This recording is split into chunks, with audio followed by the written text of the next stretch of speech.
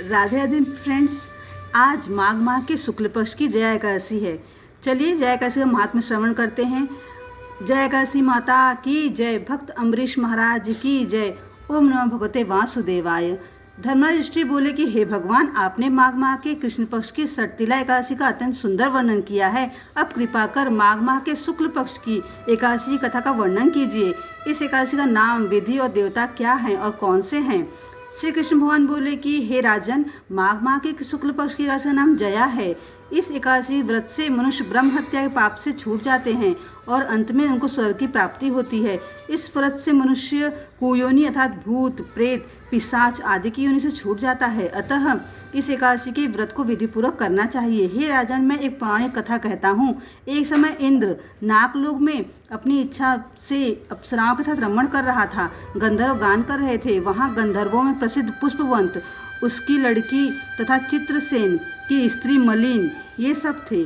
उस जगह मलिन का लड़का पुष्पवान और उसका लड़का माल्यवान भी था। उस समय पुष्पवती नामक एक गंधर्व स्त्री माल्यवान को देखकर मोहित हो गई और कामबाण से चलायमान होने लगी। उसने रूप, सौंदर्य, हाव भाव आदि द्वारा माल्यवान को वश में कर लिया। पुष्पवती के सौंदर्य को देखकर माल्यवान भी मोहित हो गया। अतः ये दोनों कामदेव के वश में हो गए। परंतु फिर भी इंद्र के बुलाने पर नाच गाने के लिए जाना पड़ा और अप्सराओं के साथ गाना शुरू किया। परंतु कामदेव के प्रभाव से इनका मन न लगा और अशुद्ध गाना गाने लगे। इनकी भावभृंगियों को देखकर इंद्र ने इनके प्रेम को समझ लिया और इसमें अपना अपमान समझकर इंद्र ने इन्हें श्राप दे दिया कि तुम दोनों स्त्री पुरुष के रूप में मृत्यु लोक में जाकर पिशाच का रूप धारण करो और अपने कर्मों का फल भोगो। इंद्र का श्राप सुनकर ये दोनों अत्यंत दुखी हुए और हिमालय पर्वत पर पिशाच बनकर दुखपूर्वक अपना जीवन व्यतीत करने लगे। रात दिन में उन्हें एक क्षण भी निद्रा नहीं आती थी। इस स्थान पर अत्यंत सर्दी थी। एक दिन पिशाच ने अपनी स्त्री से कहा कि न मालूम हमने पिछले में ऐसे कौन से पाप किए हैं जिससे हमें यह दुखदायी पिशाच की योनि प्राप्त हुई है। दैव योग से एक दिन माघ माह के शुक्ल पक्ष की जया नाम की एकादशी आई। इस दिन दोनों ने कुछ भी भोजन नहीं किया और न कोई पाप कर्म ही किया। इस दिन केवल फल फूल खाकर ही दिन व्यतीत किया और महान दुख के साथ पीपल के वृक्ष के नीचे बैठ गए। वह रात्रि इन दोनों के लिए ने एक दूसरे से चिपट कर बड़ी कठिनता के साथ काटी। सर्दी के कारण उनको रात्रि में निद्रा भी न आई।